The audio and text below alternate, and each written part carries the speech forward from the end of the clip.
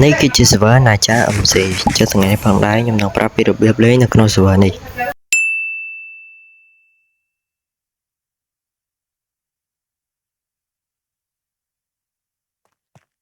យើងចូលមកក្នុង server ដំបូងយើងត្រូវមើល NPC ឈ្មោះថា Starter Kit យើងនឹងបាំង kit មួយគឺបែបនេះហើយបន្តមកទៀតយើងមកមើល NPC មួយទៀតដែលមានឈ្មោះថា Night Vision គឺបើយើងចុចលើវាគឺនឹងបាន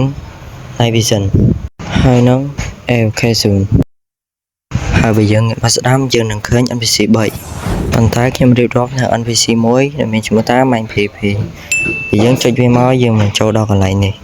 ហើយទីនេះ NPC មួយនេះគឺមានអីវ៉ាន់ដូរច្រើន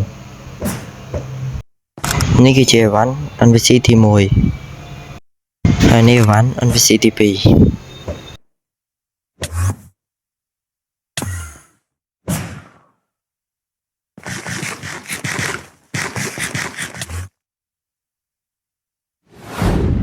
យើងមក spawn វិញនឹងឃើញ NPC នៅកណ្ដាលគេនេះមួយយើងចុចវាមាន NPC 3 Overworld Nether និង The End យើងចុច Overworld មកវាយើងមកទៅមកថ្មីវានឹង TP យើងមកដល់កន្លែងផ្សេងបន្ទាប់ពីយើង TP មកដល់កន្លែងនេះហើយយើងចង់ capture